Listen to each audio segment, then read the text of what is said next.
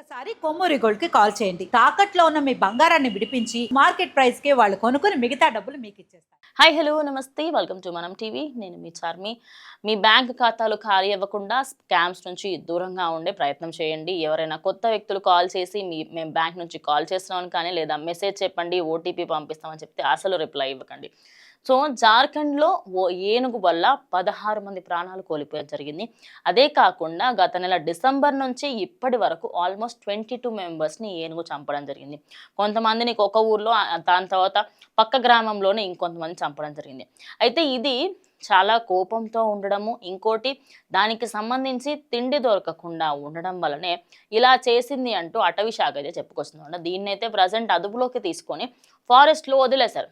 కానీ ఈ న్యూస్కి సంబంధించి నేను ఈ న్యూస్ తీసుకోవడానికి మెయిన్ రీజన్ ఏంటో చెప్తా.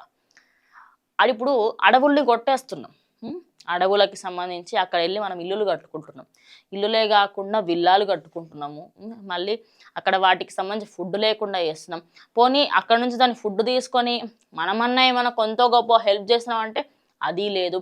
పంట పొలాలను నాశనం చేస్తుంది అని చెప్పేసి వాటన్నిటిని తీసుకెళ్ళి అటవీ శాఖకు అప్పగిస్తాం. కానీ ఒక్కసారి మనము కొన్ని సంవత్సరాల కిందట చూసుకొని ఇప్పుడు చూసుకుంటే ఊర్లలో వాతావరణాలు ఎలా అయిపోయాయి. మొత్తం ఇల్లులు, ఫ్యాక్టరీలు, అవి కాకుండా ఎటు చూసినా ఒకప్పుడు నీళ్ళు ఎట్లా ఉంటుండే, చెట్లు ఎట్లా ఉంటుండే, ఎక్కడికైనా ఊర్లోకి వెళ్తే అబ్బా ఎంత ఇప్పుడు ఊర్లో కూడా సిటీల కంటే దారుణంగా తయారైనాయి. ఇక్కడ కనీసం సిటీలన్నా కొన్ని పార్కులన్నీ ఉన్నాయేమో, ఊర్లలో కొన్ని ప్రాంతాలలో అయితే నదులను కూడా కబ్జా చేసేసి ఫ్యాక్టరీలు కడుతున్నారు.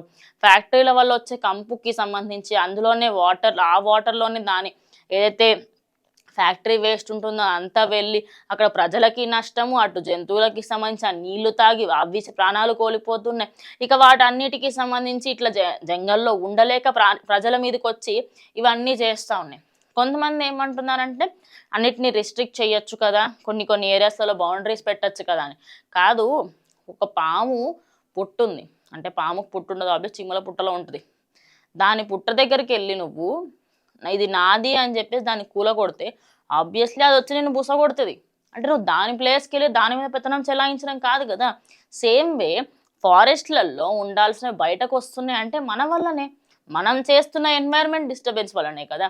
అయితే ఈ ఏనుగు ఏదైతే ఉందో దానికి ఫుడ్ దొరకక, అదేవిధంగా చాలా కోపంతో బయటకు వచ్చి ప్రజల పంట నష్టం చేసింది, అదేవిధంగా ఇవన్నీ చేసింది అని చెప్పేసి కంప్లైంట్లు ఇస్తున్నాం. కానీ బ్యాక్ సైడ్లో దానికి ఎంత కష్టం ఉంది, అసలు ఒక జంతువుకి సంబంధించి బయటకు వస్తున్నాయి. ఈ మధ్యకాలంలో కోతులు వచ్చి దాడులు చేస్తున్నాయి. అదేవిధంగా మాకు పక్షులు కనిపించట్లేదు, ఎక్కడికెళ్ళి కనిపిస్తాయి. పిచ్చుకలు వచ్చేటి దానికి సంబంధించి పిచ్చుకల్ని రానివ్వకుండా చేస్తున్నారు. అదే కాకుండా మనకి ఇంట్లో ఉండే పిల్లులు, కుక్కలకు సంబంధించి కూడా చాలామంది వాటిని కూడా ఎట్లా అంటే అమ్మో ఇవి మనల్ని కరుస్తాయేమో, ఇవి మనం దాడి చేస్తాయేమో అని వాటిని కూడా ఎక్కడో ఒక దగ్గర పడేయమని చెప్తున్నారు. కానీ మనకి ఎన్వైరన్మెంట్ ఇంకా మనకంటే ఎక్కువగా అవే కాపాడుతాయి. కానీ ఒక జంతువు ఇలా చేయడంతో ప్రజెంట్ అయితే అటవీ శాఖ ఆ జంతువుకి సంబంధించి వెళ్ళి ఫారెస్ట్ డిపార్ట్మెంట్లో ఫారెస్ట్లో వదిలేశారు. మరి ఇలాంటి ఘటనలు జరగకుండా ఉండాలంటే మనం కూడా మారాలా. ఇప్పుడు వెళ్ళి జంతువుని మారమనడం కరెక్ట్గా, ఎందుకంటే వాడికి మన భాష అర్థం కాదు, మనం చెప్పింది అర్థం కాదు, బొచ్చు ఏమీ అర్థం కాదు. అటవీ శాఖ కొన్ని జాగ్రత్తలు తీసుకోవాలి. ఏ అయితే ప్రాంతాలు కొంచెం అంటే ఈ ఏరియాలో జంతువులు ఎక్కువ సంచరిస్తూ ఉన్నాయి, పులులు కానివ్వండి, లేదు ఈ మధ్యకాలంలో అదేవిధంగా ఆవుల పైన కూడా దాడులు జరుగుతున్నాయి పుల్ల వల్ల, అదేవిధంగా వేరే ఇతర జంతువుల వల్ల వస్తున్నాయని చెప్పి అవన్నీ అటవీ శాఖకి ముందస్తుగానే కంప్లైంట్ ఇస్తే అవన్నీ జరగకుండా ఆపుతారు. ఇక్కడ మన తప్పు ఉంది, అదేవిధంగా గవర్నమెంట్ సైడ్ నుంచి వాళ్ళు కూడా యాక్షన్ తీసుకోకపోవడం వాళ్ళ తప్పు కూడా ఉంది. ఫస్ట్ మనం చెప్పాలి, అండ్ దాని తర్వాత వాళ్ళు కూడా తొందరగా యాక్షన్ తీసుకుంటారు. సో ఇలాంటి ఘటన మీ ఏరియాలో ఏమైనా జరిగినా, లేకపోతే మీ ఊర్లో ఏదైనా పులి సంచారం ఇవన్నీ జరుగుతూ ఉంటే వెంటనే అటవీ శాఖకు సంబంధించిన నంబర్స్కి కాల్ చేసి ఇలా ఉందండి పరిస్థితి, మాకు భద్రత కల్పించండి అని చెప్తే వాళ్ళు భద్రత కల్పిస్తారు. వాటి నుంచి ప్రాణాలు కాపాడుకోవాలనుకుంటే ఇదే ది బెస్ట్ సొల్యూషన్. దీని మీద మీరేమైనా ఖచ్చితంగా కమెంట్ చేయండి. ఇది వాళ్ళ వీడియో, ఇంకో వీడియోతో మళ్ళీ కలుస్తాం.